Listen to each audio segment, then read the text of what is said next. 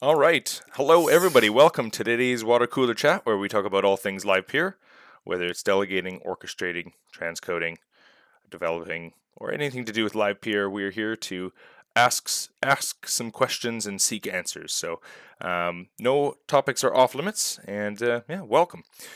Today we do have an agenda ahead of us. We have a Q&A session with co-founder Doug Petkanics. Yeah, so we're going to jump into that. But first, we'll start with some introductions, just to get to know who's on the stage with us.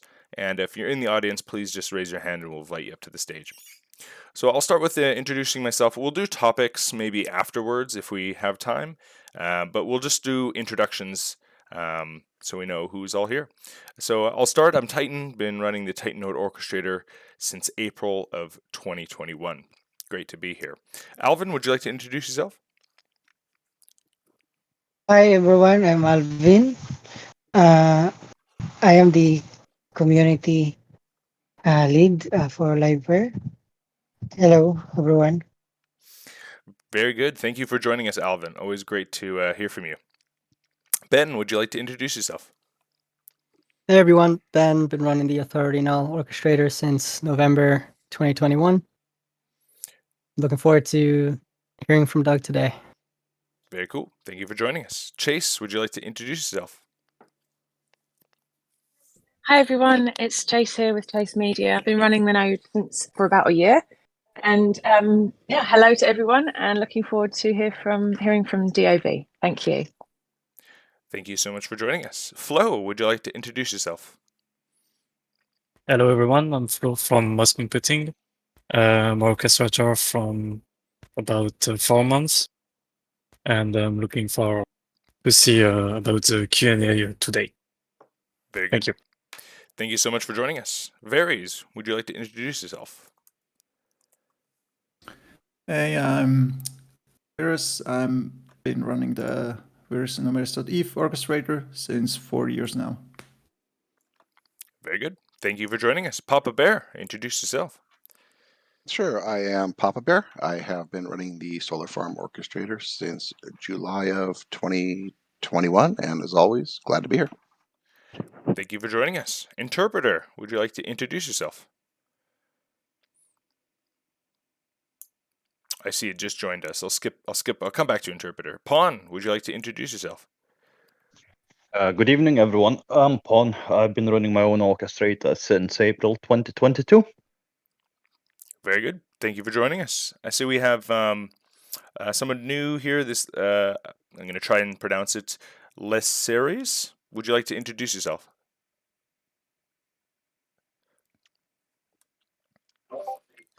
Hello, everybody. Good afternoon from Cuba. My name is Leinier. I am a software developer. I am in the process of creating a new app, and I was studying how can I use Livepeer in my app so other people, I mean my users, will be able to play videos depending on the available internet bandwidth. And I have some questions. Titan very kindly answered me some of them, but I will looking forward to make other questions as well, so I can have a little more knowledge of how Livepeer works. Thank you for accepting me, and I am listening now. Very good. Great to have you, and welcome to the community. Great to hear that you have a new developer coming to build on Livepeer. So welcome. Mahmood, would you like to introduce yourself? Hey everybody, my name is Mahmood. I used to work at Amazon Prime Video in their video player team. I have a patent in video streaming, and recently I started an orchestrator node, which I've gotten a lot of help to set up. I have a lot of expertise in the video space, on both on like the media landscape side, just because I worked with almost every device manufacturer, media company in the US, in China, and in Europe. and also I have a lot of like deep technical knowledge as well, just because I used to work in that space. So yeah, I'm excited to be part of the community, and if you have any questions that I can help with, please shoot them. I also might have a lot of sort of easy questions about how Livepeer works, some of the amateur stuff, just because I recently started. That's it. Very cool. Thank you for coming back, Mahmoud. Great to see you again. Interpreter, are you with us?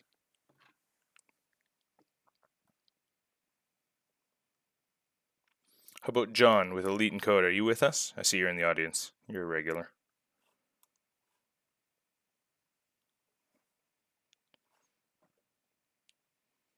John, how you doing, buddy? Welcome. Would you like to introduce yourself? Yeah.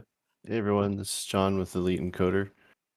I didn't really bring a topic today, just some interesting to talk to Dub and hear what we're covering today. Yeah, that's just about it. Just a quick intro. Very good. Thank you for joining us. Transmental, would you like to introduce yourself? What's going on, guys? I just hopped in. Just obviously like to join these when I can. My name's Zach, building Xenon on Livepeer, and I don't really have a topic. Just listening in. No worries.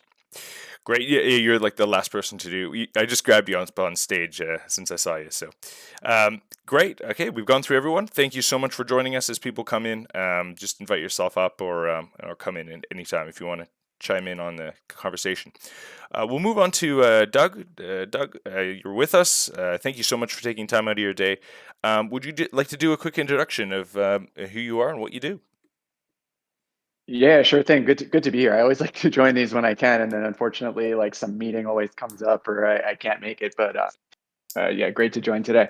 I'm DOB in the Discord. My name is Doug, one of the co-founders of Livepeer. So I've been working on it for 6.5 years or so right now.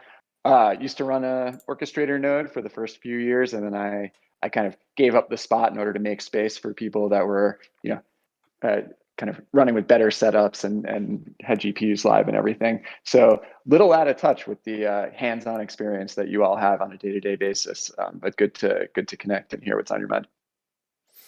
Great. Thank you so much for joining us as always. I just want to confirm, how much time do you have with us today? Like, we go for about 2 hours, but Q&A usually doesn't last 2 hours. So how much time do you have set aside for us? Probably good to hang until top of the hour or so. So Perfect. 45 more minutes. Perfect. Wonderful.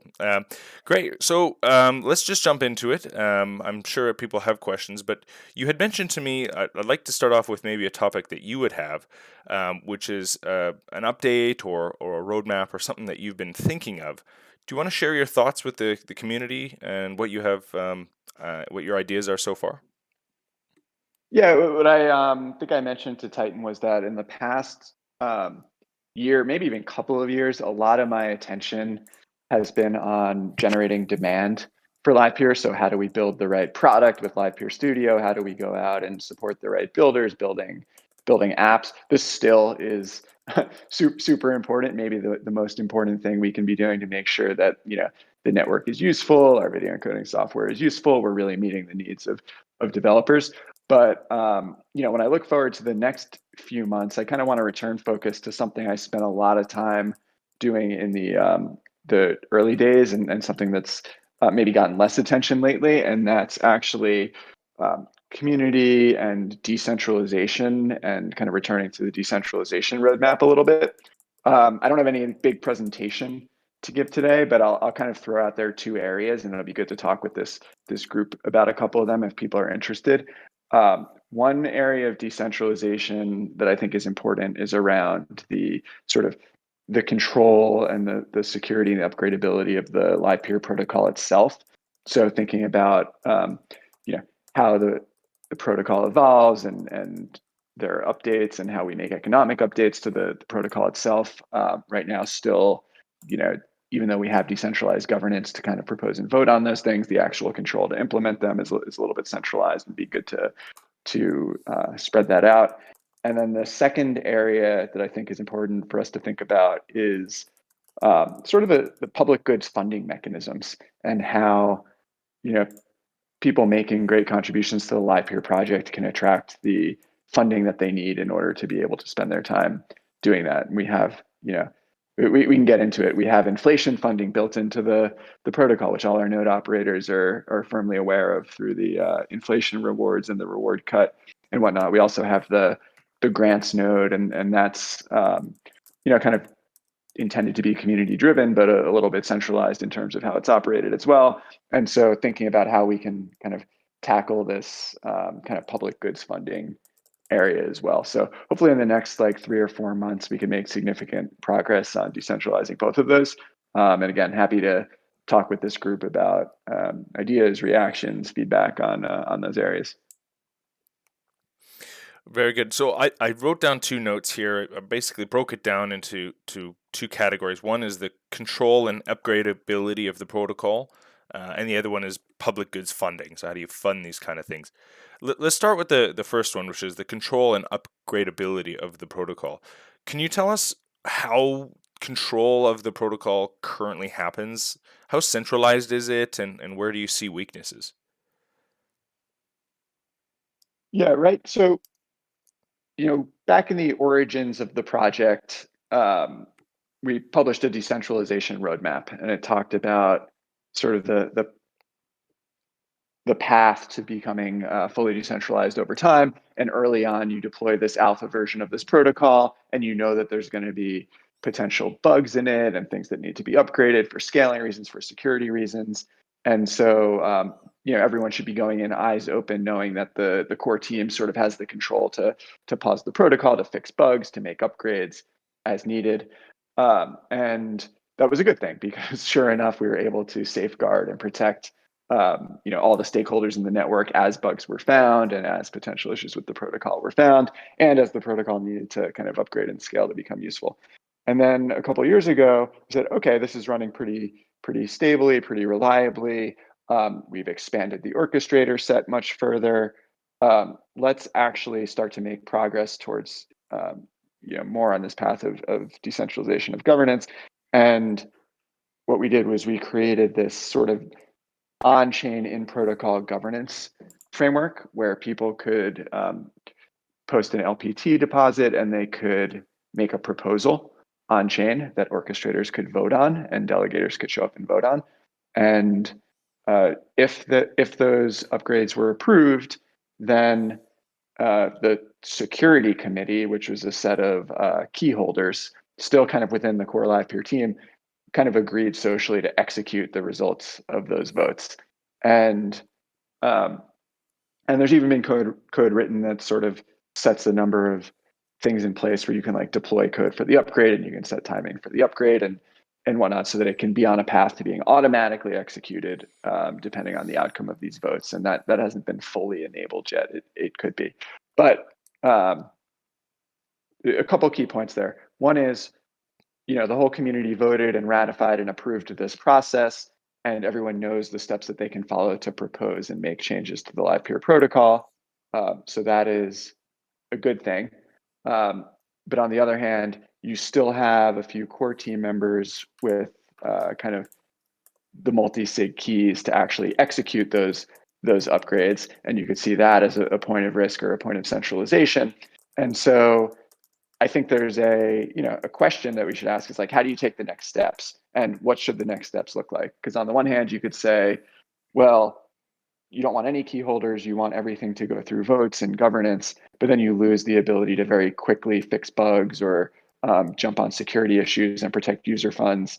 And then on the other hand, you can say, well, you still want that benefit of that security committee to be able to do that, but maybe it needs to expand. Maybe it should include more stakeholders than just a few core team members. Maybe it should include builders of apps in the ecosystem, orchestrator representatives, token holding delegators, et cetera. But you still have this question, well, are they all well suited to like review the code and be able to fix bugs quickly and make judgment calls about safeguarding the protocol? And so I think it's an open design space, but I think we should focus on like what the next steps there look like. So when you talk about the this committee to do upgrades and there's on-chain. It seems to me like there's a bit of a trade-off between, you know, speed to upgrade and then the cumbersome of doing it in this automatic decentralized way. Do you think that speed has been, you know, like do you think there's a big trade-off there? And, you know, is it worth keeping, you know, things a little more centralized to keep things progressing quickly rather than maybe falling behind? The speed matters more in a security incident, like when there's a bug or when user funds are at risk, and you need to react quickly and get that patched before it gets exploited. That's when speed really matters. I think we have the kind of governance process to propose more aspirational upgrades, scaling updates, protocol enhancements, and it's not a fast process. It takes a couple weeks to go through the proposal period, the review period, the voting period, et cetera. But I think that's generally okay when you're, you know, implementing updates that have been implemented and tested over a long period of time. And so I think the trade-off here is, you know, that security committee will never just act on their own to quickly deploy, you know, minor enhancements or you know, plan protocol updates. It'll always like go through the governance process and wait for the governance process. But you still might want a really, you know, agile, fast-moving security committee to be able to act very quickly to fix a bug, right? And you know, what the gray area becomes, well, what's the difference and how much control are you giving up and everything if that security committee kind of has that ability in the first place. Yeah, that's where I think it gets a little trickier. So obviously I have more questions. I just want to pause there real quick and open up to the community. Does anyone have any questions or comments about what has been said so far?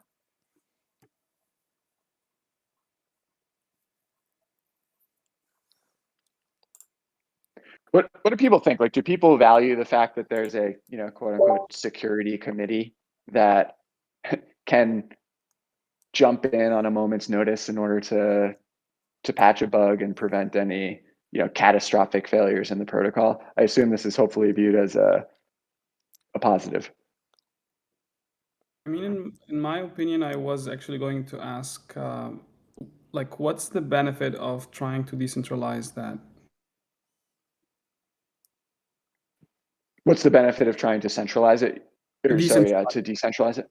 Yeah, like I feel like having such a committee is just, yeah, probably like a tiger team that can just go fix stuff quickly and also make sure that the quality is sort of monitored, no security issues and stuff.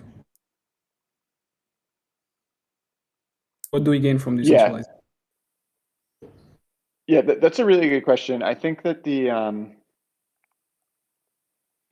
it's kind of up to how the community feels about trust and feels about the kind of their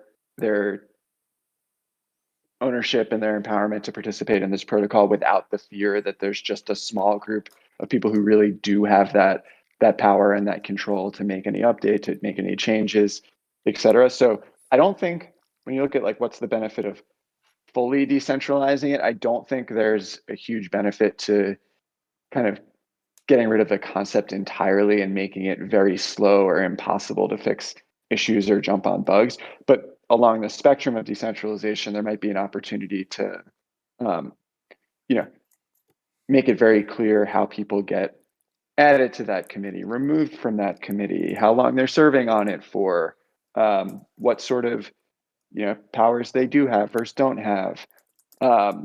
You know, potentially people, developers would feel better about, you know, building on and running, you know, on top of this protocol, knowing that they can't get rugged or deplatformed or the rules can't change out from under them because there's too much power in the hands of, you know, a small group of people. Yeah, I personally, I like the idea of there being a committee, but maybe like a DAO built around the committee that can help manage it, so that there isn't like one single person the committee reports to, or you know, just giving a very small amount of people that much power with no oversight. Seems a little risky for this space, at least. And I just Yep. want to confirm that we're talking about the on-chain protocol, not like the Livepeer client code, right? Like we're talking about. Correct. Sorry, I'm only talking about the on-chain protocol. Yeah. So right, which the committee can pause, right? That's right. The security committee does have there's a pause and an unpaused transaction. Like that's a huge responsibility. Absolutely. What's currently the designer requirements for just to pause the protocol? Is it like 3 out of 5 or 2 out of 3, or what is it? I've kind of done the security by obscurity thing by not talking like in too much detail exactly what the requirements are, just because sort of the less that it's known and talked about, the less like clear avenue for attack there are and whatnot. But on the other hand, I think anyone could look and see what's happened in the case of these pause transactions and whatnot. So you'd see it's a 2 out of 3 multi-sig. Okay. Yeah, I think that's clearly like on the lower side, I would say, and even like especially if all of those people are from like within the Livepeer team. So that's certainly like an additional factor of attack. For example, like hacking into, I don't know, the T-mail or something like this. So like the question is a bit like how mature is the protocol and how many important updates or like potentially dangerous bugs do you see? And that's something that the Livepeer team is probably the most insights. If it's been running for a while without major issues, I would definitely be for more decentralized approach. Maybe like a middle ground would be that we would still have a committee that can pause the protocol, but for upgrades you need to go through maybe like the government process or something like this. So you have like this emergency stop, so you can stop an attack if it's really necessary, but then to like unpause it or to upgrade it, you need to go through the whole process. That would be maybe like a middle ground. Yeah, typically an upgrade is required in order to patch a vulnerability or prevent an exploit. By the way, I don't think I'm trying to think back over the years as I say this. We've used pause and we've patched many potential exploits, but I don't think we've ever had a case of an active intentional exploit. So far so good, but in all of those cases, it's not like if you paused and then you had to wait for the full governance process in order to do an upgrade before you could unpause, that would take weeks. Whereas I think the typical turnaround time in these few instances we've had has been on the order of, I don't know, 1 to 2 hours. And of course, it's always in the middle of the night when you're up all night trying to review exploit fixes and stuff. So I don't know, but like from what you guys have been talking about, it doesn't feel like a good idea for me to decentralize that part of the protocol. I have been involved in a lot of, and maybe it's different because I, again, was working at Amazon and worked with a lot of companies that had security issues when it comes to the media stack. But those are always like, the less people that know about those security holes, the better. Obviously right now Livepeer is still like small, but I don't know like what would be the benefit. Like I would agree to decentralize something that, let's say, talks about maybe the governance of the protocol or something around the way it operates. But if it's for security reasons, I don't think that there's a lot of benefit. Actually, I think it's probably more harmful to try and decentralize that part of the stack. And there's really no way to separate that out because you need to be able to. You were saying, Doug, sorry, Doug, that most of this requires changes to the actual the code. Sorry, I remember the exact term you used, but it can't really be separated into like a security team that only has the ability to work on security stuff. I mean, they need to get into the protocol to fix a lot of this stuff. Yeah, that's right. I think that is the tricky. I think that's the tricky thing here, is that it is very difficult to think of them as separate things, right? Like you could say it's just a security issue, but typically that affects the economics of the protocol and the ability for people to stake and unstake and change orchestrators and whatnot correctly. So it's been hard to decouple them. I struggle to think of like, how could you give this committee permission to do some things but not everything? So it's kind of tricky in a trustless manner. But I yeah, think and Mahmoud's point about just like sort of the fewer people with the knowledge of the exploits, the better, does seem consistent with how these kind of the experience of patching these issues. It typically either will discover something through testing or by noticing a particular type of event that causes us to look into something, and then as we discover it, we kind of have to do that evaluation and say, well, if if this was public or more people knew about this, it would be exploitable right now. Do we immediately pause? Do we do the one-line code fix that takes an extra 30 minutes to write and test before we pause? What if we're still evaluating? We don't know how long this is going to take, but it could be exploited in the meantime. Typically, the more that you have to coordinate across a large group of people, different time zones, different level of familiarity and knowledge with the protocol, it definitely could slow things down, or information could leak that could be exploited. I think to address the other part where basically there's no clear way to decouple it, but even if that's the case, it's much easier to know within a small group of people what might have happened, or if there has been like some bad behavior, than whether it's decentralized. So even if that happened, like someone made something that's not security, it's still much easier to address the problem than if it's a completely decentralized committee. Or like not completely, but like even if it's more decentralized than what it is right now. Like the issue is that if you have a 2 out of 3 multisig, then basically you need 2 signatures to push an update that mints you millions of Livepeer tokens, for example, and like destroy the whole protocol with that. And for me, this is really like too much, or much more of a risk than not fixing a bug, especially since like the protocol has been running for quite some time, and you would assume that a major bug would have been found by now due to the fact that we have like millions of dollars worth of stake. So for me, it's definitely, I favor decentralization. Maybe also from a regulatory point of view, you don't know how far the US will go, and it might be even better for the Livepeer Inc. team to claim that it's like really decentralized, and also from that point of view, I would favor decentralization.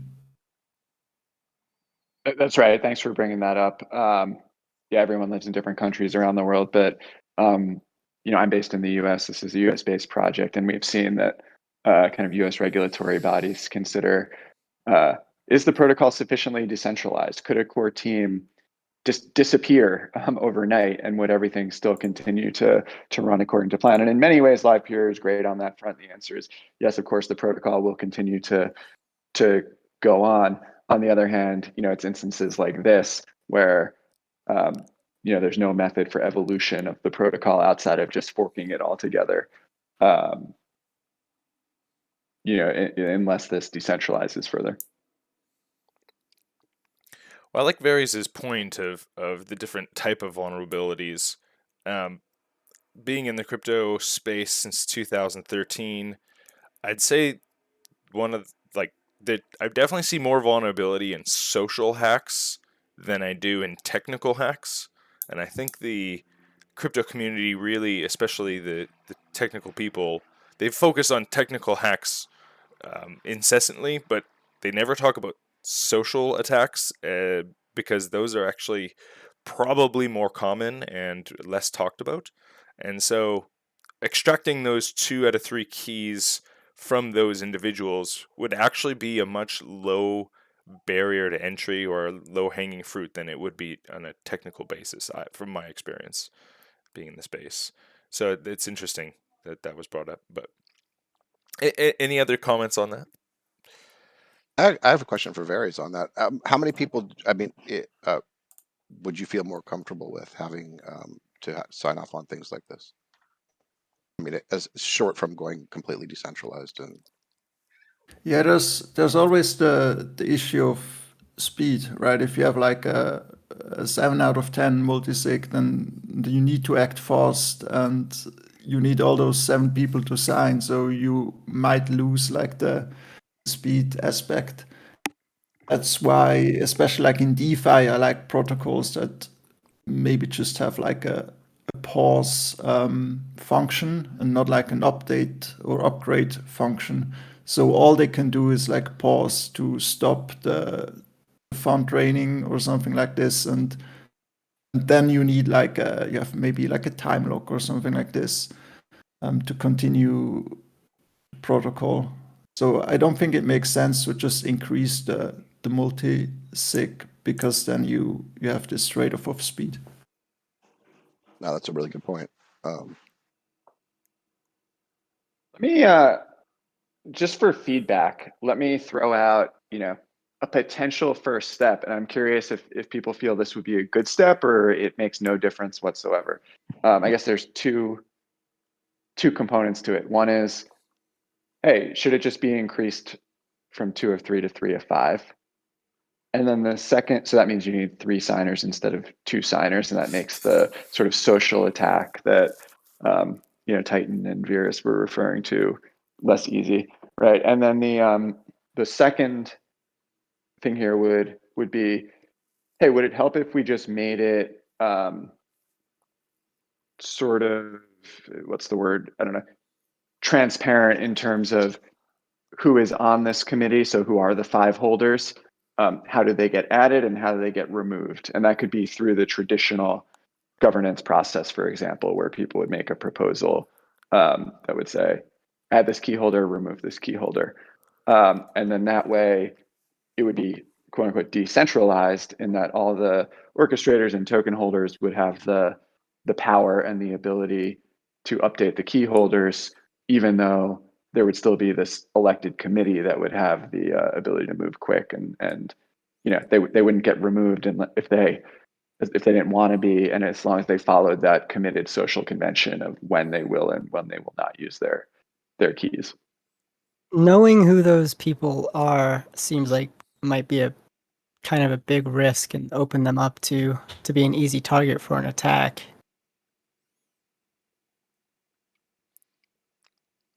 Well, this kind of leads into my next topic, which was about distribution of stake for voting versus like client or orc adoption voting.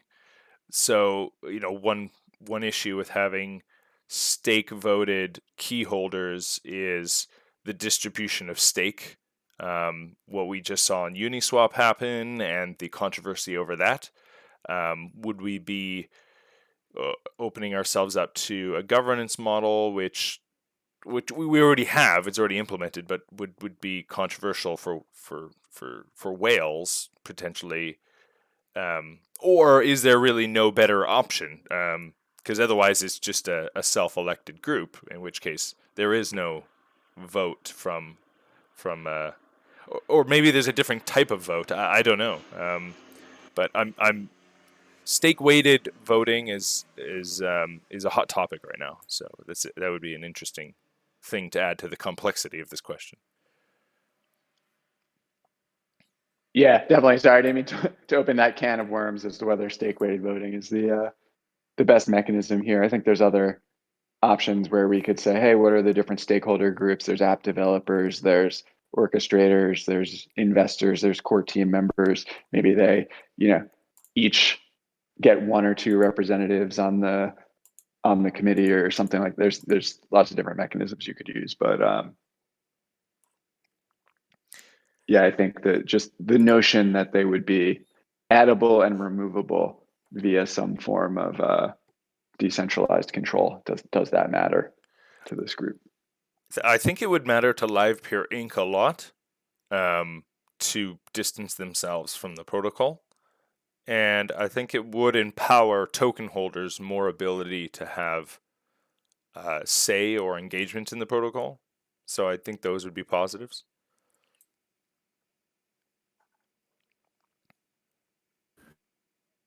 Yeah, I would agree with like increasing it like in the short or midterm to like maybe a 3 out of 5 is definitely better than keeping it at 2 out of 3. But in the long run, I would still favor like having an immutable protocol with no upgrade possibilities, which would mean that we need to migrate to a possible future version of Livepeer, but we've already done that, right? With like the migration to Arbitrum, so we see that it's actually working. And I mean, if like the broadcasters switch to this new protocol and the inflation goes there and the Livepeer team goes there, there's really like no huge issue that I could see why migration to an upgraded protocol would not be possible. And I mean, it's the same with like, for example, Uniswap. They announced a new version because the V2 is immutable. They just push a V3 and it's already at a huge adoption. And I think this is like really beneficial for the security of the protocol and also for the Livepeer team, because yeah, from a regulatory point of view, you can just say, well, we don't have any control over this. We don't own the keys that could stop this or upgrade it. So that would be for me the best case scenario for the future. I have a question for the move from layer 1 to Arbitrum. Did we have to upgrade the layer 1 contract to maybe stop it minting and stuff like this? Like, were there alterations, or is it still functioning without any upgrades? That's right. There were upgrades on layer 1 in order to support the migration to layer 2. Right. So varies back to I don't think it's impossible to upgrade the protocol to the point where that might not need to be the case, though I think it certainly would be a challenge. Fascinating. Yeah, this is very. These are interesting conversations about how does the protocol move forward in a decentralized. I mean, it comes down to, I think, what do we value as a community or protocol or project? Do we value decentralization, or do we value something like the end user who's using the service, and what are the trade-offs between the two? Because I think Livepeer, this is just my opinion, but I think Livepeer's success is highly dependent on the end user getting a superior product. Because if we value decentralization, you're going to left with people not adopting the product because maybe it's not as good, or it doesn't keep up, or these kinds of things. Is that a trade-off that people see, or is that just in my head? I personally think that. Oh, go ahead, Dub. Sorry. No, Ben, go ahead. I want to hear what you think. Yeah, I think it really comes down to just being transparent. If the protocol is not inherently decentralized, then the advertising needs to not state that it's decentralized, because if two people can pause the entire protocol, then it's not a decentralized protocol top down at all. So you just need to be careful with marketing and the messaging that you're putting out there that, you know, this is not really decentralized.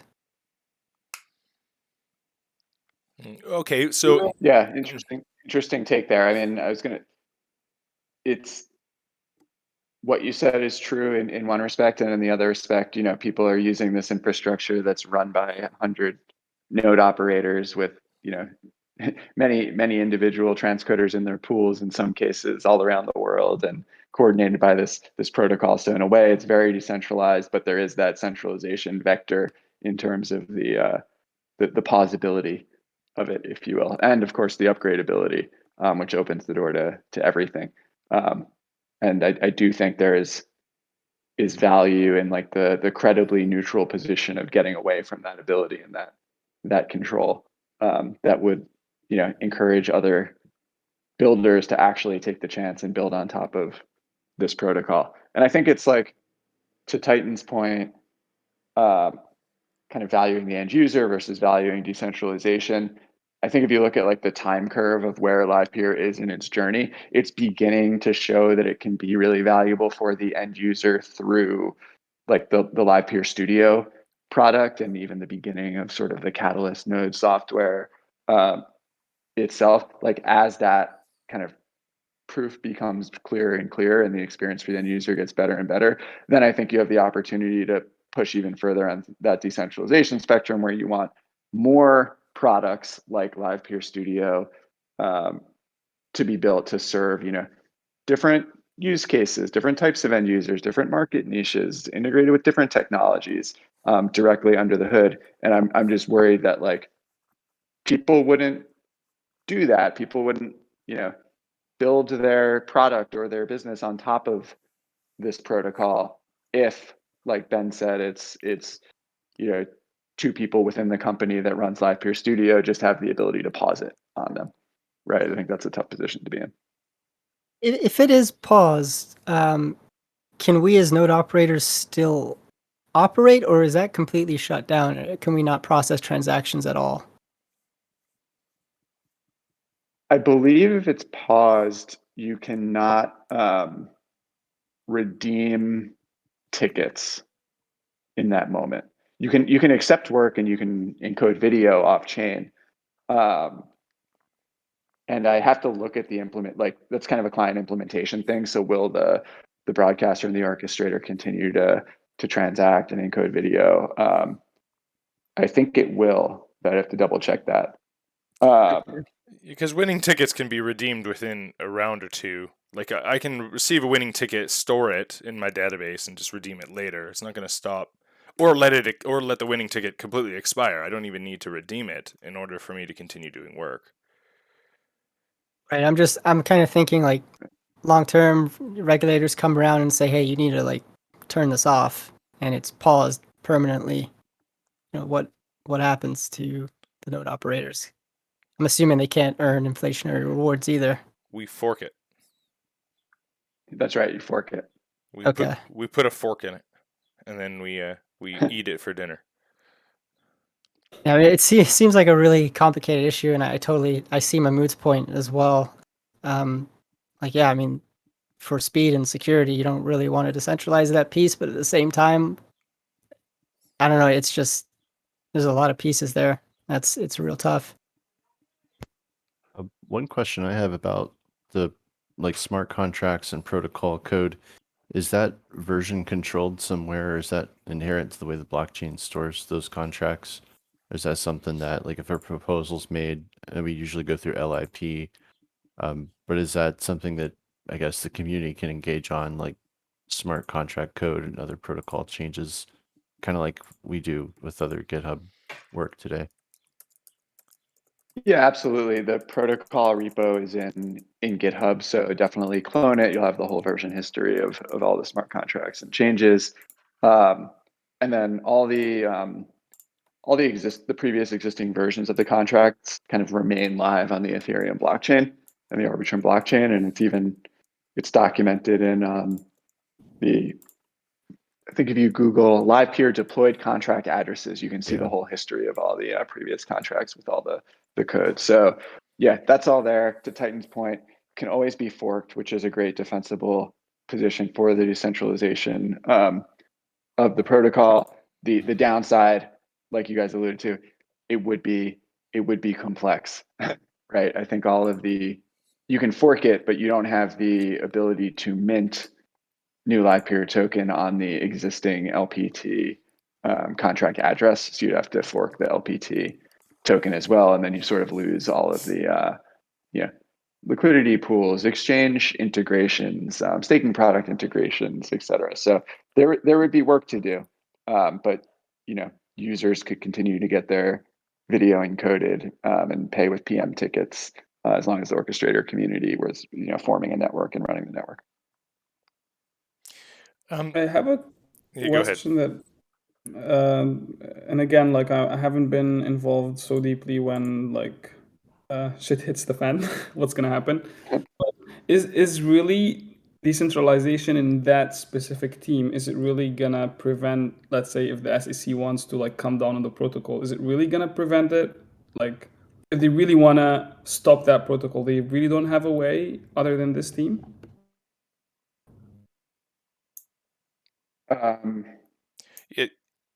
Only the key holders could stop the cold order. Yeah.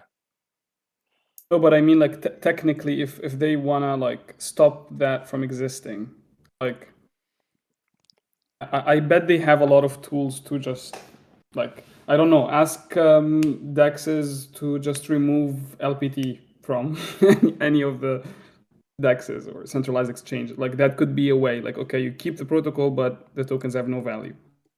Like I feel like if they really want to come down to it, I don't think that team or like these few people are the ones that are really going to prevent the SEC or any financial institution from really stopping it. Right. I mean, it won't prevent them, but having two people they can reach out to makes it very, very easy. I would also say there's a bit of a decentralization in jurisdiction. Like we often talk about the United States as being this entity where everyone apparently lives, but like it's not. It's if you have your key holders in two different jurisdictions, I mean they're outside of any type of whole that kind of threat, if you will. Just as a thought.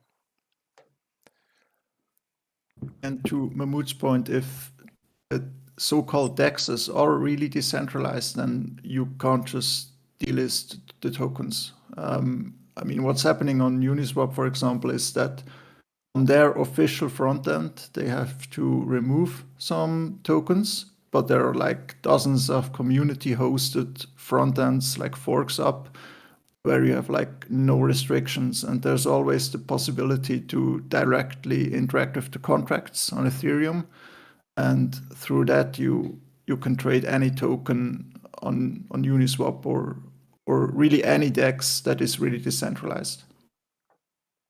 I think the damage actually happens as soon as they start fighting it. So even though you can technically still access the token, if like the token value already goes down just by the fact that it's being attacked and it's not being listed anywhere, like that already causes the damage to the token. So it sort of messes up the whole supply demand thing.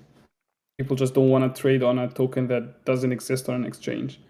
So technically it is possible. I'm just trying to weigh like sort of is this decentralization in that aspect, is it really like a defense mechanism or is it just a shell defense mechanism? It just seems like it's safer, but it's actually not. And I mean, I don't live in the States, but I know like that the reach is quite strong. Like if they really want to come down on something, they can, and they can organize with a lot of other financial institutions and so on.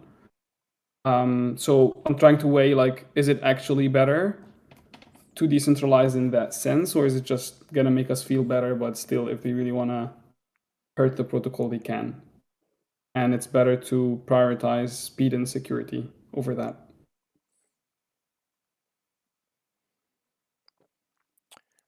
How dare you come up with difficult questions, Mahmoud? Guys.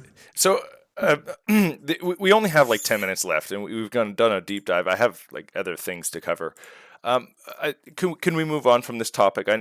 We pretty much opened it up and realized that it's a bit of a Pandora's box, and that this discussion can definitely continue. And I'm glad that Doug is thinking about this, because you can tell that there's lots of different opinions, but also this is just a very difficult question in general. So, because we only got about 8 minutes left, I want to move on to the second topic that Doug had brought up, which was about public goods funding. So, Doug, can you explain to us what you've seen, what you've experienced, and what your thoughts are around this public good funding idea? Sure. So going back to the origins of the protocol, we said, okay, Livepeer has its own built-in public goods funding mechanism. It's called inflation funding, and anyone can run a node, and they can set a reward cut parameter, and they can kind of socially or politically campaign to say, hey, I'm making this great contribution to the Livepeer ecosystem. I'm keeping 20% reward cut staked towards me, and the rewards that we keep will fund our ongoing efforts. Right. And I think over the years, we've all kind of observed and seen how that's played out. I think it's been, moderately effective on the supply side of the network, helping to fund, a number of great orchestrator setups, many people here included. It's crossed over a little bit to some other types of contribution where people have campaigned around more than just the benefits of the transcoding, but on other things that they're doing to help the ecosystem, and they've received some inflation funding through that. I don't think it's been an effective mechanism for some of the other areas of contribution that are needed, including the demand side. So all the great builders that are building applications on Livepeer. I know Transmetal from Xenon's here. They're one of the few that have sort of successfully built and launched a node and a campaign around the application that they themselves are building.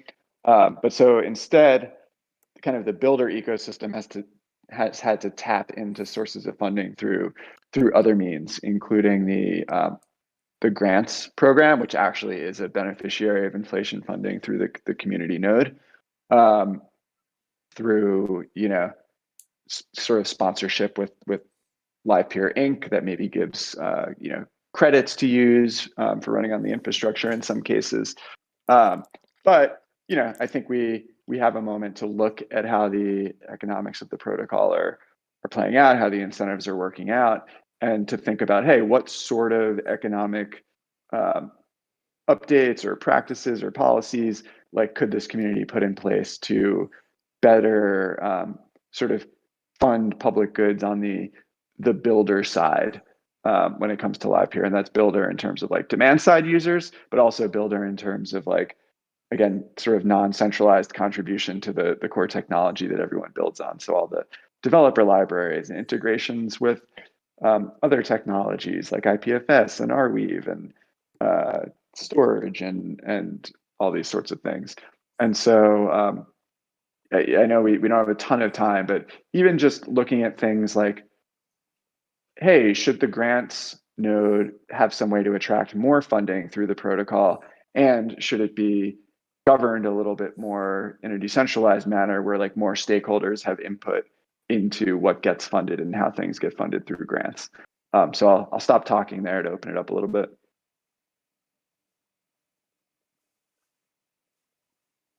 Yeah, I'll quickly start. I would say that the community grants node has been almost pivotal for people wanting to build. I think on top of Livepeer on both the supply and the demand side, just because it's so versatile, it can kind of pick and choose what projects it wants to support. So I think that's been very good. Like you mentioned, the inflation incentive, I think, has worked extraordinarily well to the point where the supply on the network is just so exceeding the demand that we're all just hungry waiting for work, and we have we go in depth into complicated and sophisticated ways of building supply, but we definitely don't see that as much, at least from the orchestrator's perspective. We don't see that as much from the demand side, because like you said, the incentives around it are different or harder maybe. I know Mahmood and I did a hackathon over in ETH San Francisco. Mahmood, what do you see for people that build video apps? What are they incentivized by? So I think it's important to look at the space and segment it the right way. I mean, I've talked to a lot of companies, and I think it varies a lot whether you are a startup, you're a medium-sized company, or you're like a big media company. I think for big media companies, they are more interested in sort of innovating on top of their media stack. So they don't focus so much on the price. The price sensitivity is not the biggest factor. I think startups are probably the ones that would adopt a cheaper solution, obviously because the video infrastructure costs are quite high. I think the move that Livepeer is doing when it comes to on demand is pivotal. Because I think there is way more demand on there is more demand for VOD over live, and I think the question, and I don't know, Doug, what you're seeing there, but I guess their startups will be way more price sensitive. But a lot of the existing Web2 solutions have like a free tier which covers startups. So I don't know, like from your interactions with like businesses or like startups, what like do they how do they perceive it? Do they value the cheaper price point on Livepeer, or like do they appreciate other sides of it? Yeah, that's right. I mean, the cost value prop is certainly relevant to upstart projects and small startups. I see we have one comment in the chat here from sorry if I mispronounce it, Leonirsis, talking about Yeah, I building am on here. Livepeer. Yeah, hey, but yeah, kind of unwillingness or inability to start paying right away, right? And so Livepeer Studio offers a free tier up to 1,000 minutes a month before you have to start paying, much like those Web2 solutions with free tiers for startups that you mentioned. I think when we think about grants and protocol incentives, we think about, hey, would it be interesting to go a step further than that? Like, how could builders who are kind of credibly building on top of this and maybe contributing back to the project and helping to test it or building integrations into different technologies, not only fund and cover the cost of using Livepeer's infrastructure, but maybe become owners in the Livepeer network through actually accruing LPT and having some of the effect like Titan mentioned, where this whole community is spending hours and hours optimizing their nodes and monitoring and figuring out setups and building technical integrations to do that. If we see that same sort of catalyzed activity on the demand side, the builder side, it's just more likely that Livepeer will get deeply integrated into all the different areas of the video stack, such that all the different potential users could more easily adopt. Could we do something where we like kick back or some sort of LPT inflation to broadcasters that like use Livepeer, right? So we could almost like or some sort of, or like people that build on Livepeer, right? So for every minute transcoded, they also get kicked back some LPT. And so there's an incentive for you to use it. You're still paying an ETH, which is what people want, but then you're getting back some sort of ownership in the platform that you're using, right? Now, I don't know if that makes any sense whatsoever on an economic standpoint. Like it's like buying a Yeah, Coca-Cola, I love that. and then each Coca-Cola you buy, you get some Coca-Cola share. Like I don't know if that makes any sense, but that would make me want to buy Coca-Cola, right? Like I'd be lining up, right? Yeah, I love that design space, right? You have to get into all the security issues where, you're self-dealing, you're paying to broadcast, but you're transcoding it yourself, and then you're also earning an LPT. So you're paying yourself and getting LPT on top. So you have to figure out the right security mechanisms around those sorts of ideas. But absolutely, I mean, I think, you know, what I just described as those weaknesses, or if you look at it from a totally trustless and decentralized point of view. But, you know, if we have this great community of builders that are spending time collaborating with one another, and there's some mechanism to, I don't know, grant that ability for a period of time, or, you know, approve people who, you know, have the ability to do that, you get a little bit away from the fully trustless decentralization, but at the same time, you're maybe getting great community contribution through builders that are excited to be part of the project. Yeah. For me, like one of the most obvious things we could do would be probably to, I mean, it's technically it's really not easy, but somehow like redirect all those LPTs that we're paying to orchestrators that don't contribute to the network, like by not doing any transcoding, to maybe like a DAO controlled fund where we can sponsor builders or do like a earn to broadcast or earn to stream program or something like this. I mean, we're paying like thousands of dollars each day to idle orchestrators just in inflation, and if we could somehow redirect those, that would be awesome, obviously. Yeah, like simplifying, again, just trying to like throw out a simple concept to toy around with. Would the protocol directing some LPT into a DAO with the purpose of funding builders be interesting, right? Like that LPT has to come from somewhere. So I don't know if that, it'd be great if you could just redirect it from nodes that are not contributing useful work, or if, you know, there's some percent of the inflation that goes into this builder DAO. But, you know, is that concept interesting and palatable? Do we think that would help the protocol? I think a streamlining process for getting funding for dApps would be useful. Right now, I love what the community node does, but I think it could be like, it's just a GitHub issue page. Like it could be much more smoothed out of a process where there's some sort of application with guidelines and rules and things in place that that you give a bit of a roadmap for what to expect and what to achieve for milestones. I think right now the community grants node is great because it's open to dApps, but it's not specific to dApps. So it becomes really hard to navigate in a way. So I think even just building out a roadmap for how to apply for funding for building dApps on Livepeer would be a good first step process. But anyway, again, these are great questions. Guys, These are great questions, and I'm sure they go really deep, and we can't cover them all in an hour. As you can see, we can't even cover just some control upgradability of the protocol in an hour. So but what I'm going to do is, it's been an hour and 5 minutes that we've been here with Doug. So I will let Doug go, and once again, from the community, we really do appreciate you being here, Doug, taking time out of your busy schedule to come and talk with us.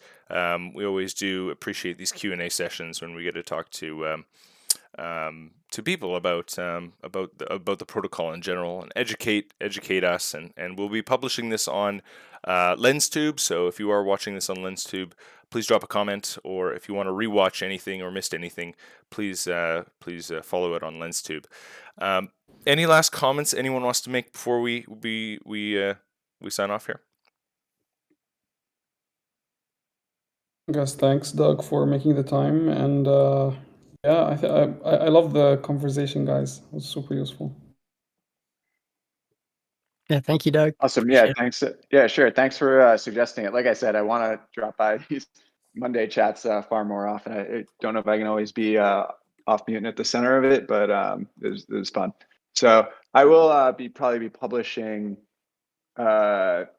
you know, kind of the next steps in the decentralization roadmap that hit on some of these topics and incorporate all the feedback that I just got. So really appreciate it, everyone. I'll talk to you soon. Great. Thank you, Doug. Thanks, Doug. Appreciate it. Thanks. All right. We're going to continue on just with the rest of the water cooler now. So the next 50 minutes, we'll go through topics and general discussion around all things Livepeer. So we've already done introductions, so we have some new people that joined us. But what I'll do is I will go through and ask each person to provide a topic or question that they would like to cover about Livepeer, and see if we can answer any more questions. And it could be questions about the conversation we just had. If you want a continuation on it, or wanted to respect Doug's time, you didn't want to bring it up, we can discuss it now. So since there's quite a few of us in here, I will just kind of open it up. Does anyone have any topics or questions that they had for this week? Titan, can I have the word? Yeah, go ahead. Yeah, thank you. Well, I think I didn't receive the answer to my questions that I sent to the chat. I am in the process of the design of my app, and I was wondering if I could use Livepeer services in order to provide video playback in a smooth way to the users that will use my app.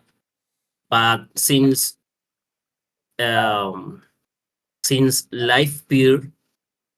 doesn't focus on video playback, but on video transcoding when the user upload a video, and then that video can be played with any video player, but using the different video qualities. So my question is, how can I use Livepeer in my app, or I cannot because that cost, and I am new, and do you understand what I am trying to tell? I believe so. Have you tried Livepeer Studio yet? No, I am just reading. Do you want to explain the difference, Titan, of or explain what Livepeer Studio is versus just Livepeer, the protocol? Sure. I'll try my best. So there's two options you can use to get started with Livepeer. One is the easier solution, which is Livepeer Studio. Livepeer Studio is kind of a packaged, all-in-one place to get going with your application. It comes with a bunch of examples and SDKs and support, as well as like a free tier where Doug was saying you get 1,000 free minutes. It also comes pre-integrated with storage and a CDN. So like it uses IPFS and their own content delivery network to get started. So it's I would recommend starting there. Like I said, it's free to start, and what it does is when you upload a video or stream a video through Livepeer Studio, it gets transcoded into multiple versions, right? So multiple bit rates. It gets saved onto IPFS, and then using their content delivery network, it gets delivered through IPFS depending on what bit rate and what bandwidth you can use. And they even provide a video player, a JavaScript video player that automatically picks the bandwidth version that you would need. So I believe, and so that's option one, which I would recommend. Option two is running a broadcaster node, which is a standalone transcoding node, which you would then, all it does is transcoding. So you would have to deliver the content to a place where you would store it, and you would have to deliver it, and you would have to build out everything around it. So does that make sense? Yes, I understand you. The starter package that you told before is very good to start. But what if I run out of minutes, out of 3 minutes? If I continue using Livepeer without those minutes, then my app will not function. That's right. Then you would have to start paying for those minutes. That is correct. Because Livepeer is not free. It's not a free service, right? It's compute power, so it costs money for the resources. So, and that's one of the struggles with live streaming applications is it's very costly to run. So Livepeer is a cheap option compared to, say, something like Amazon. Okay, let me make you this question. Does the video playback cost a thing, or it is free to play? Video playback. Can anyone jump in on this? It's free to play. Yeah, it's free to play. Well, it's up to you depending on how you're building your application on the network, if I'm hearing this correctly, right? You decide if you want to have a paywall in front of the video playback. Yeah. We're just doing the back end. All we're Yeah. doing is transcoding it for you. On the studio side, I think they are charging a little bit for the bandwidth. The delivery? Yeah, it's a very small rate. I think they have that listed somewhere as well. I'm not exactly sure. Low. Well, I want you all to think about an app like Lenster or Butterfly. Okay, my app is tweet about a social media app built on Lens. So I want the users that will use my app will be able to play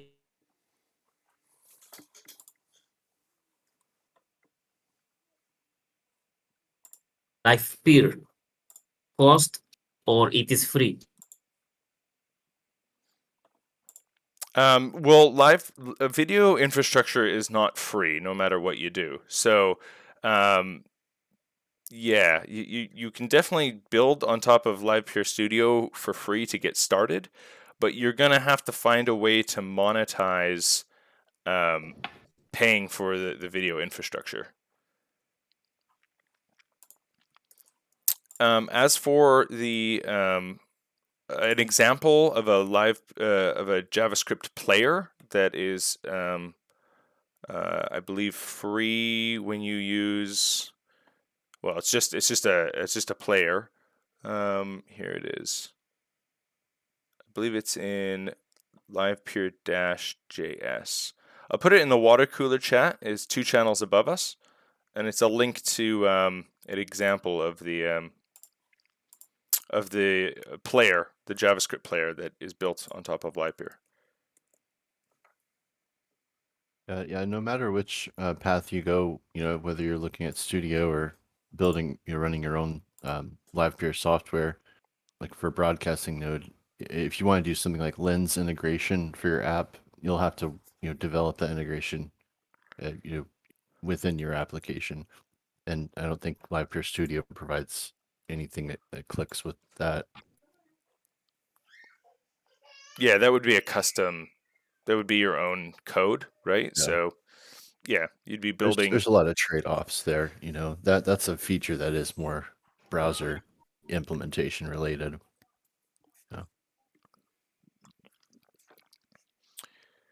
But does that answer your question about where to start? I'd recommend using Livepeer Studio to get started. Yes, everything is clear for me right now. Thank you very much, guys. Very cool. Like I said, in 2 channels above us in the water cooler side chat, I linked the Livepeer docs, the example of the Livepeer player that you can use to embed on your website. And then you can actually stream through it immediately using Livepeer Studio, or you can build your own in browser play, like a recorder or something, and then, or OBS, You can just stream directly. You can create the keys if you want and just stream through it through OBS or however you want the interaction to be for the streamer itself. But the player is already built out for you.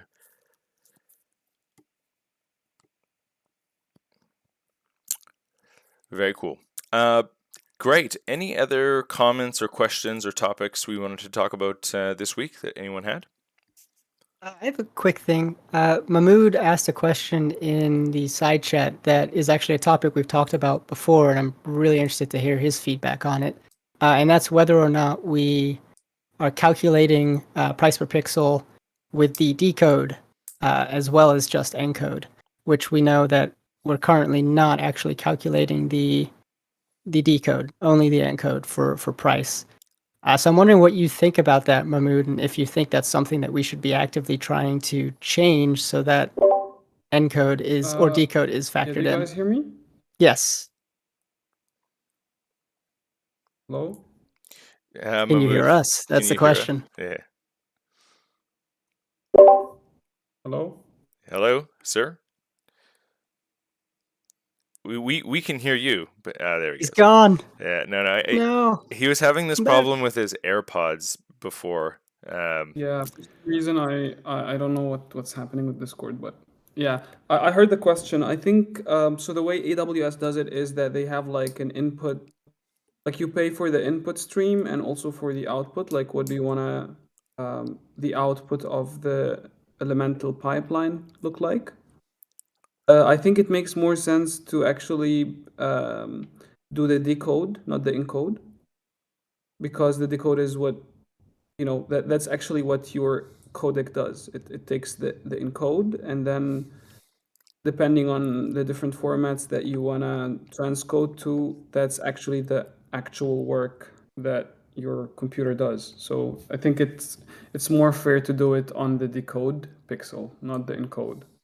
It totally makes sense because on our Grafana boards, we can see that the decoder is much more heavily utilized, especially for VOD work, than the encode. Exactly.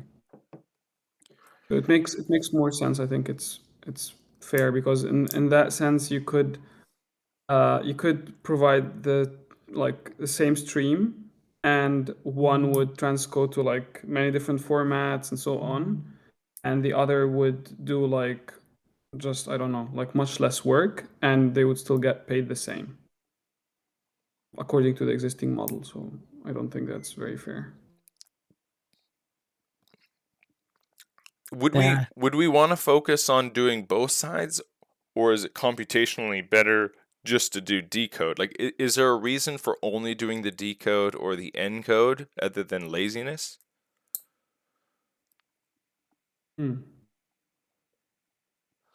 Like, we already do the encode side. Like, could we not just add decode pixels in there, and then it's total pixels in plus total pixels out, and then we charge per pixel, and it doesn't matter whether it's being decoded or encoded. It's the same. It's a pixel. A pixel is a pixel, and then so we would probably slash our prices by something like 50% as orchestrators because we're doing twice as much, arguably. But we don't have a problem adjusting our prices according to what's fair or what people are willing to pay. That's a good idea, I think. Like, that's a good idea. Is there some computational resource that we couldn't do the encode plus the decode equals total transcoded pixels?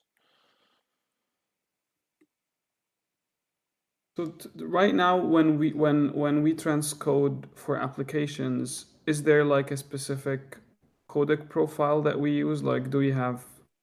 I mean, I assume we do, but I just don't know how it works. So, do you have like specific bit rates, specific encoding levels? Like, is it just fixed across all streams, or how exactly does that work?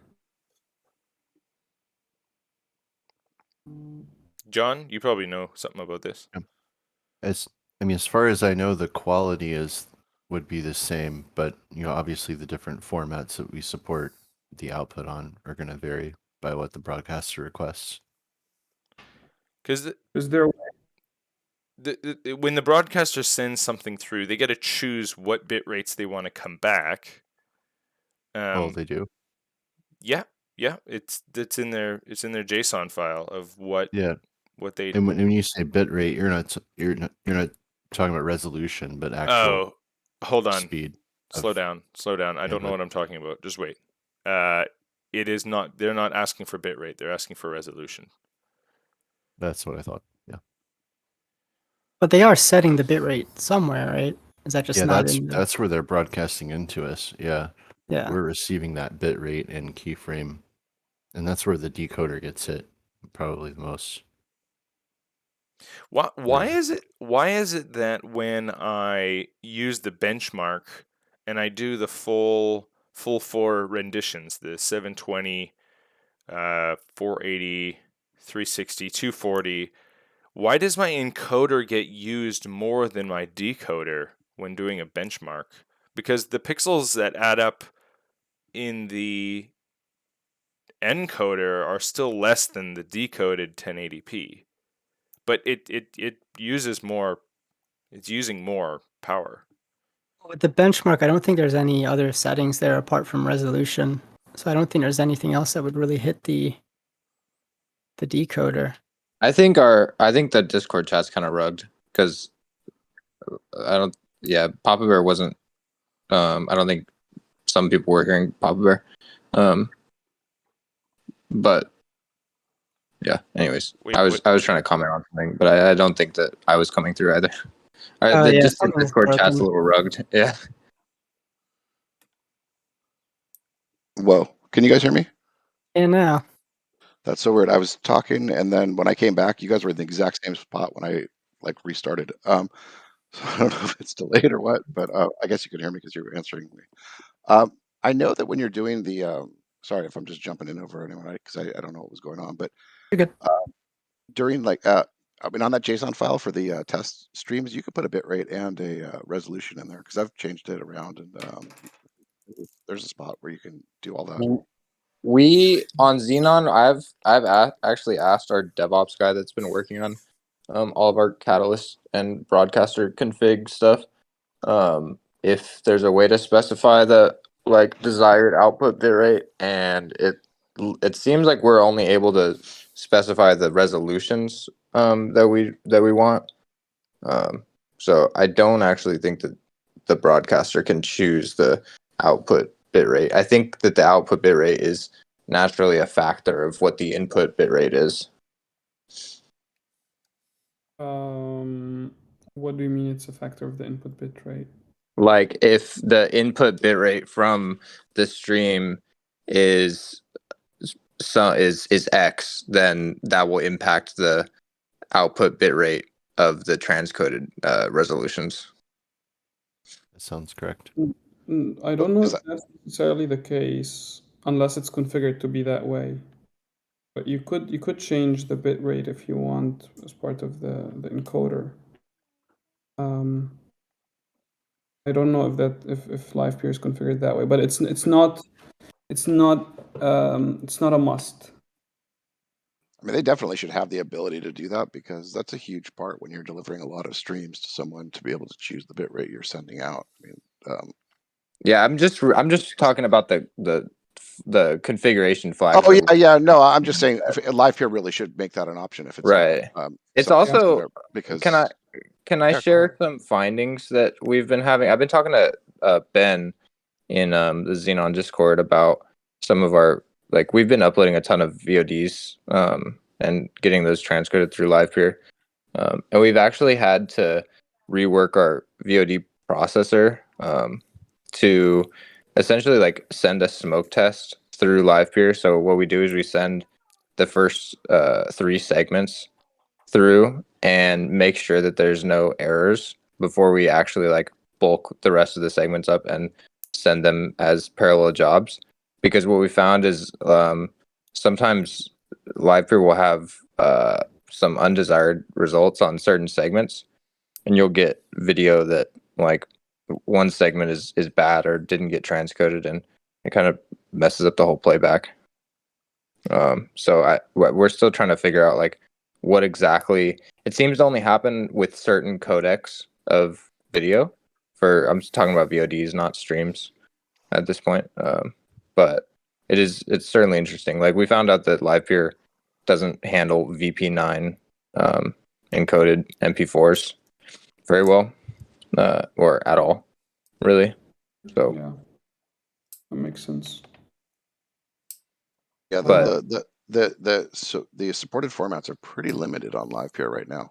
yeah, we're only really doing the MP4 H.264, but it's kind of hard to catch all of the edge case codecs.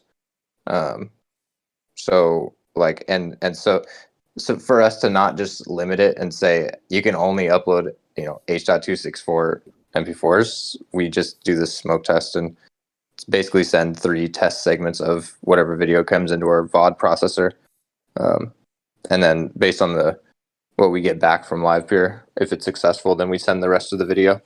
But we also have a special case kind of because we're running our own VOD processor where like we're splitting up, we're basically doing the parallelization manually on our end, and looking forward to Livepeer releasing doing more parallel jobs than just a factor of 2, because I think we're running at a factor of like 8 right now in certain cases. But so like once they have the supported way to do that, where you can have more than 2 parallel jobs running, we will definitely switch over, but it's just not fast enough for us right now. Like if you're going to upload a video that's 2 hours long and the processing is going to take roughly half of the time of your 2 hour long video, or a little bit less maybe, so it's a little long. I'm just curious, and just as a sort of a side topic, like when you, if you try that same video, even though it takes longer through like just the standard parallelization, or even through I don't know if there's even an option just to do it through a single orchestrator, do you run into the same issues of it having like the failed results if it's the same formats? With the format, with the codec issues, yes. Yeah. Like okay. with VP9s, Livepeer just like Ben. So we sent a VP9 codec MP4 file through actually Ben's orc, and it seemed like it was retrying the same segment over and over and over and over again. And Ben had a nice payday that day. But so we completely blocked VP9s. Like if you try to upload a MP4 with VP9 codec through Xenon, we just return processing failed. And but regarding trying, because there's some other funky issues that like happen only sometimes, and it does seem like a factor of our like manual parallelization VOD processor. Basically like sometimes segments will return without like the audio track or something, and that does seem like kind of transcoder specific, or maybe something in the VOD processor. But all the VOD processor does is split the video up into anywhere from 4 to 8 different pieces depending on the load of that VOD processor node or pod at the moment, and then it sends the different segments out to the transcoder. So theoretically, it should all come back the same every time, unless there's some hiccup with the T that gets the work right. But we actually like the reason we're not using Livepeer's like supported method through Catalyst for the parallel transcoding is, one, because of the speed, and we're able to get faster speeds on our own, or using our own like manual method. But 2, there's really not documentation around how to do it directly through Catalyst. Like I'm sure it just works through Livepeer Studio, but we don't use Studio, so it's kind of like we're just waiting on the documentation to be able to even like test against it. Right, and you're saying just I'm just trying to get clarity. Like VP9 doesn't work at all for you, right? Like just No. okay. Because I know that a lot of these cards don't support certain versions of VP9. I don't know if that's actually a Livepeer limitation or if it's a hardware limitation. If you were interested and you wanted to test something later, I can set up I can have something set up so that if you want to send it to like a specific orchestrator of mine, where I have a 30 series card that supports VP9 in all 10-bit, 8-bit, or all those different. Yeah, then maybe because I'm 12-bit. not really super knowledgeable of the like different Again, codec. and just to be clear, I don't know if it's a Livepeer limitation or if it's a hardware one. But if you were interested in testing that, I'd be happy if you wanted to get together on that and just let you. Yeah, I'll ping make you sure on that that sometime during the week. But I'd be curious to know myself, to be honest with you. what's interesting about it is that like even if it is just a hardware issue, well then Livepeer needs to then like inherently it's a Livepeer issue too then, right? Because if it's a hardware issue, then there is hardware on the network, on the Livepeer network that could handle the work, right? Yeah, and But from my understanding is that they're working on having better detection of what the capabilities are of each machine, but I don't think it's been implemented yet. But I know it's in the pipeline. right. So regardless, if it's a hardware issue, then it's kind of inherently a Livepeer issue as well. Absolutely. But it would also just it would just be kind of an interesting test to know. I guess we could kind of push them to prioritize that. I mean, Yeah, I've been would pushing really that like for a long to- time, but if we actually have a customer who's using or trying to use the platform and it's not working specifically for that, might be able to get some. I would really like to get we really want the documentation for Catalyst to get done because it's still very much like not there, and like we're building a lot of stuff on our own on our end, like from scratch to be able to like push video through the network. Because it's kind of our fault. Like we opted to not use Studio, and the tool is there for us to use, and we just didn't. But our reasons for that are somewhat legitimate, I would say. But being able to test our manual implementations of certain things against the supported way that you're supposed to do it through Catalyst would be awesome. Because it would allow us to help Livepeer more, because we do have VODs. Like you can process a 1 hour VOD through Xenon in about 10 minutes, which I think is pretty cool. But being able to test that against the supported what you're supposed to be doing to see if there's any flaws that we're getting that the supported method isn't would be helpful. But nothing we can really do on that end. Yeah, Yeah, go ahead, John. You know more. I've been curious. Well, I don't know much about Catalyst at all. Just the Go Livepeer side of things, really. So, ever since the VOD was announced, I was really curious if there would be any way to just some implementation of the functionality in Go Livepeer, or in this case, Catalyst. It seems like is where all the work's been done. So it would be nice to have like that, expressed within the code with some implementation, so we have something that's official. Well, Studio runs on the back of Catalyst, right? Yeah. So like really when I'm asking, some of the Livepeer team for, I'm not a developer. I work closely with the developers at Xenon, and I would like to think that I somewhat have an understanding of how this shit works. But when I'm asking like Livepeer core team for, hey, like some of our devs are asking for how do we actually send VOD through the network so that the jobs are run in parallel. It's like, well, the documentation's not there yet. Here's the repo for where we're doing it, and then it's like go look through the code and figure out how we do it. But that's like kind of like reverse engineering things, and it's really hard to find all of the places where some implementation is needed to do it.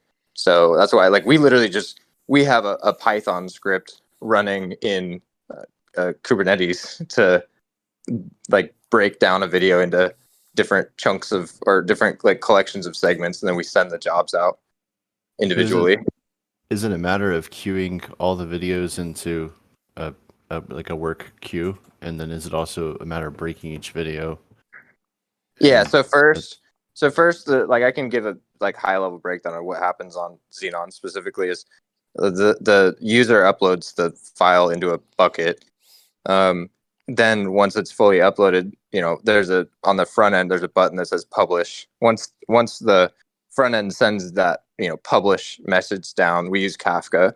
Then the VOD processor picks up the job, moves it into a different directory, splits it up into if it has the hardware available to do it, it'll split it into 8 different sections of that one video, depending on the length as well. And then those 8 sections get sent up to Livepeer in different jobs with different, and each one, and then they get reassembled into the same directory with the proper like segment direction. So if there's no work happening on the VOD processor, it happens very fast, which is really cool. But like I said, we have been like 90% of the videos that I've uploaded have been flawless and they play back perfectly and there's no messed up segments. But there have been some cases to where like 1 or 2 of the first couple segments fail, and that's why we've implemented the smoke test, because if they just fail and it moves past it, then the playback of that video, even if it's just one segment, is a little clunky. Yeah. Let me just add, hey, Marco, I see you're in the audience. I don't know if you were able to talk, but I know you're familiar with Catalyst. Are you able to jump up here for a minute? You're asking too much, Papa Bear. Yeah, I know it's late for him, so I just thought I'd give it a shot. Yeah, because the problem is none of the people in here use Catalyst. So as much as I'd love to help you, and really everybody uses Catalyst. There's just nobody builds directly on top of it. Yeah, that's really what I meant. Yeah. No, I mean we have a good like I would say that like our DevOps guy Joe is super intelligent and has a good handle on what's happening with Catalyst. It's more or less like, do we really want to spend a week figuring the proper flag to send up, or do we just build our own implementation and send it through Livepeer in the way that we know how already?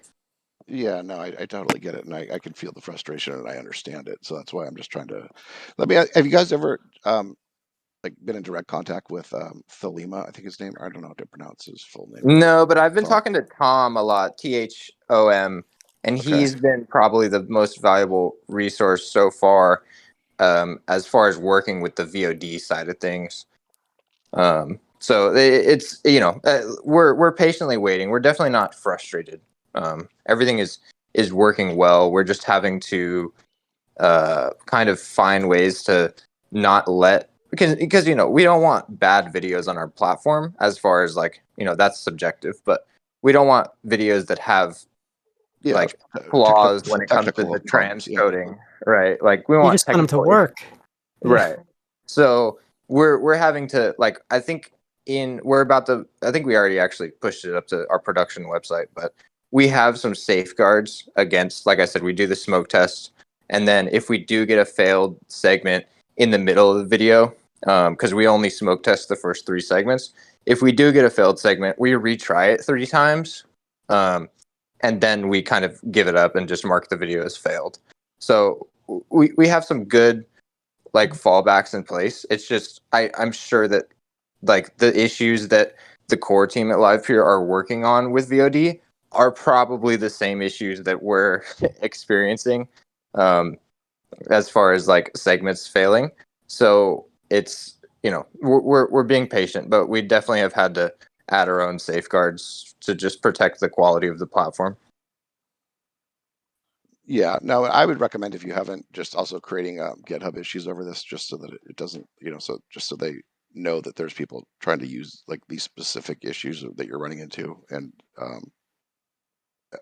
just to try and help prioritize that. For sure. Some of them are super weird. Like there's one video that I uploaded like 12 times concurrently, like basically pushed the publish button at the same time for this one video 12 times. So, and all of them but one were successful, and the one that was unsuccessful actually made it all the way through VOD processing, shows up on the front end, but then the audio, so the audio playback works in Chrome and like any desktop browser, the audio will play back, but on mobile, like mobile Safari or mobile Brave, the audio won't play from the video.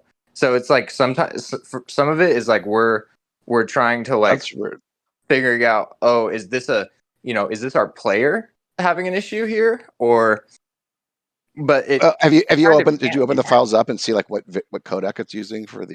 Yeah, But that's what we've been weird. doing a lot of investigation on, is like because I'm sure that one video that doesn't have audio playing on the one like on mobile might have a certain audio codec that whatever hardware that key Yeah, that it it shouldn't be got doing to that though. didn't It shouldn't support, do that. right? But yeah, that it should send you back the same format for or the same codec for. I mean, especially it's the same file you're sending out. I mean, you can't be Right, but what expected if to. the hardware that it got to possibly, for some reason, that specific hardware didn't support that codec or whatever? Yeah, then that should have failed, or at least Right, given us right. some sort of an error. Yeah, that's oh man. Yeah, I mean, you've gotten just so much further with Catalyst than anyone. I mean, there's some guys that aren't in here now that have tried to spin it up and just do some testing with it, and basically just been like, It's been a crazy progression of the past like 7-8 months for sure. Like when we were first diving into it, it was like at one point we almost gave up and we're just like, all right, we're just going to use Studio, but it kind of would have killed our future business model. So I'm glad we didn't. Well, just from this conversation, I'm gonna try and I want to just see what happens if I together a VP9 file and send it through Studio and see if it works. Just I mean, you've got me just curious, just for my own knowledge, but yeah, I'm not sure what is officially supported. I know it was very limited, and I think there may be a little bit more stuff opened up with VOD. But again, once you're doing stuff through Catalyst, I'm completely lost there. So, yep. But I am curious. I appreciate you guys. I gotta run and hop on a meeting. But yeah, this is a great conversation to listen in on. Thanks, guys. Sure. Yep. Thanks, man.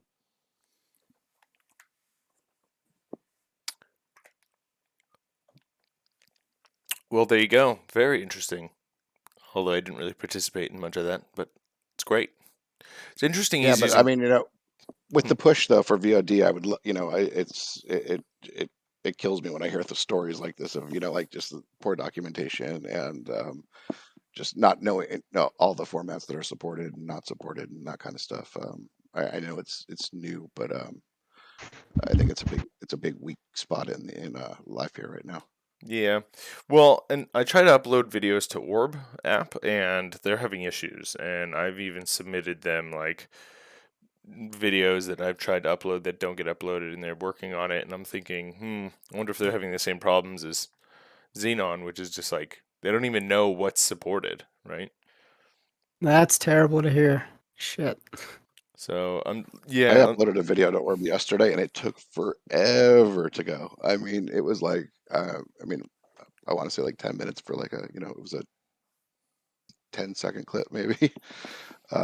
But I've also done it where it's gone fast too, so I don't know where the issue was. But it eventually did work. I thought it was failing. I gave up on it, and in fact, it ended up going twice.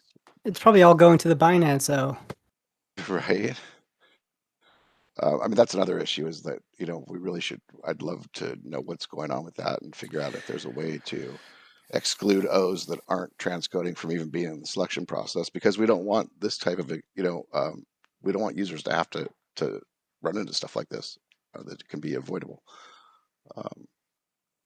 There's no reason to, it just doesn't make sense to send a video to a orchestrator that doesn't transcode if the person wants transcoding. I feel like, well, let's talk about that a little bit. What have we figured out why Binance is getting all these tickets? We have a theory, but nothing. Frank, I think, has a pretty good theory on what's happening there. I don't know if he wants to chime in and tell you himself, or I can do it if he doesn't want to talk. Hunter said he was looking into it, but we may never hear from him again. So who knows? Yeah, well, I mean, I'm just going to speak for Frank since he's. Oh, here he is. Or maybe it's the curse of Discord. Well, I'll go ahead and speak for Frank. If he wants to come back in and jump back in, then I'll let him take over. But they have a lot of stake, so they're going to be chosen, more often than the average orchestrator. So well, and they technically do have transcoding turned on. They just aren't able to do anything in real time. So that probably makes the issue a little bit trickier to even down the road figure out. Okay, because they do have transcoding turned on, so the videos will get sent to them. They get the first segment, which gives them a ticket.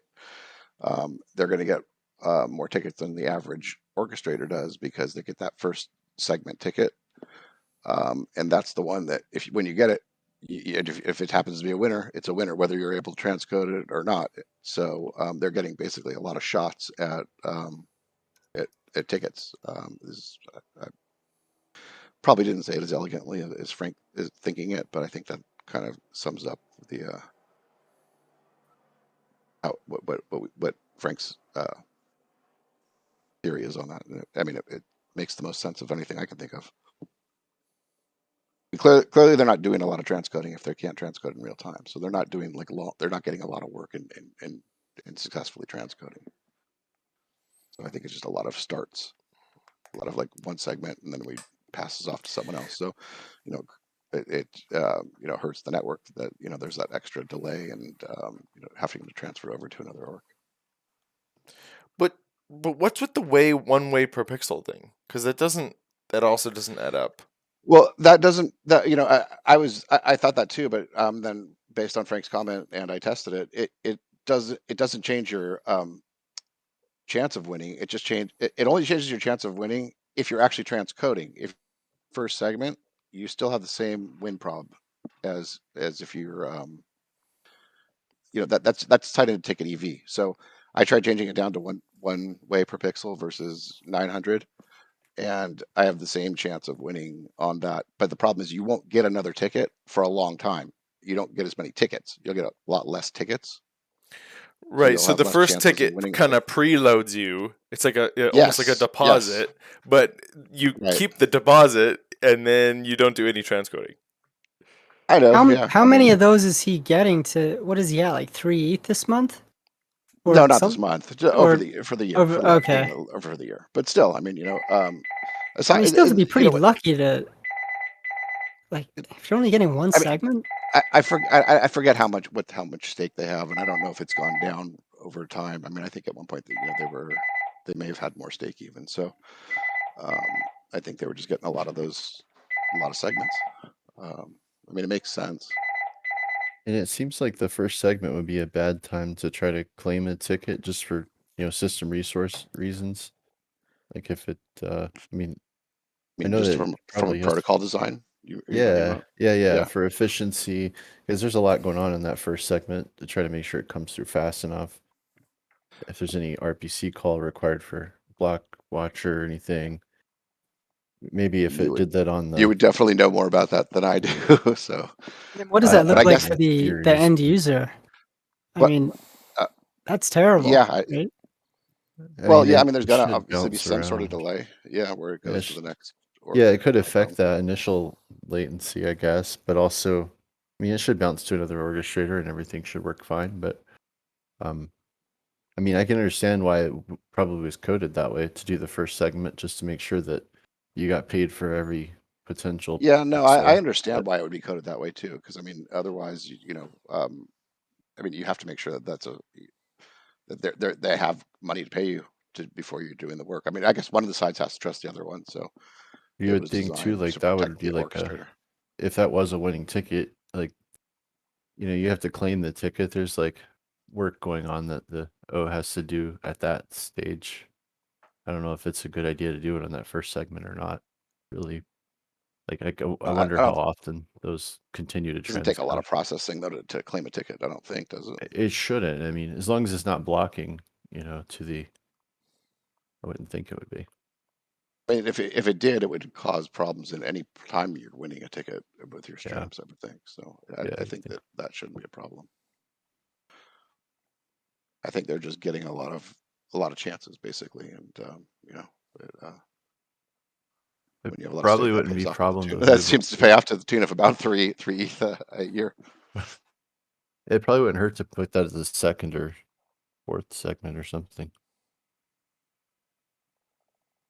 Right, because then that alone would get rid of that whole issue of them. Well, it would get rid of the issue of them getting paid out, which is, that's one thing. I just feel like it's just inefficient to be sending streams to an orchestrator that, and this is where it gets tricky. They can technically transcode, but they can't do it in real time. So it'd be one thing if they just had the O flag set, but they clearly have the transcode flag set, because when you look at their test results, they are transcoding, just not in real time. So you can't just exclude them based on the transcoder flag not being there. And one risk might be you, with VOD segments, because I guess those are, let's just consider the case like you only get one segment to process. Maybe there's only one as it gets split into different pieces and sent around. But I guess by the second time, eventually we'll win. You wouldn't want it to be like create a bug or an issue, right? Like somebody could always just transcode one segment, disconnect like one segment per session, and you would never have to pay a ticket almost. It's something you have to think through probably a lot more for pricing. But you're talking about on the broadcaster side to send one and then stop. Is that what you're saying, or am I? Yeah, like trying to fix your issue. Like it sounds likely that the issue might have been caused by them just on the first segment being able to pay out a winning ticket, right? And just being by chance hitting that many of them. That's the only thing that I can think of, and I can't take credit for that thought. It's what Frank brought up, but I think it makes sense. Yes. Was that you, Frank? I wasn't looking. Sorry. Yeah, you could easily move it to the second segment, but you just have to consider that potential like workaround, I guess, if you were just doing one segment at a time. It's probably rare, but I was gonna say, I think that's a pretty rare case. Again, it's still then also you still have the issue of sending stuff to John, Yep. Do you hear Frank? Yes. I think. Is Frank speaking now? I don't hear. Yeah, he's speaking. Oh, I can't hear. Can you guys? You don't hear? Oh, I can't hear him either. No. Yeah. I thought that was him talking. Yeah, that's weird. Discord is yeah. I had a disconnect because I was speaking earlier and you guys couldn't hear me either. Like earlier I think some people trying to talk, like Titan. I see him, but I don't hear him. Oh yeah, I can see that now. Titan's trying to talk. Yeah, something weird happened during this chat. I had to actually just restart my whole. Try to reconnect. I had to refresh Discord. Well, in that case, what we'll do is there's Titan. We've been at this for just about 2 hours. I think we'll call it here. I think Elite and Brad, we're gonna try work on the Livepeer router a bit after this. Is that right, John? Do you have some time? Yep. Cool. I'm available. Cool. Yeah, we're gonna try build out this avoiding the GeoDNS thing and try build out the Livepeer router to handle sending the closest node to the broadcaster. So we're gonna probably hop in the other channel for that. Is that what we should do? Yeah, and I'd like to look at the session limit stuff too. I mean, it's we've got so much great work, to look at. We almost have to prioritize. Cool. But We'll Yeah, both of them are we'll great take ideas. a 10-minute break. I'm gonna go grab some food and tea and some stuff. But we'll end the water cooler chat here. Thank you everyone for coming, and obviously thanks to DOB for the Q&A session. We do have a Q&A session lined up for next week, so watch out for the announcement on that. Otherwise, appreciate you all being here, and this was a great chat. So we will see you all next week. Cheers. Thank you. Thanks, Bye, everyone. everyone. So. See ya. Thank you.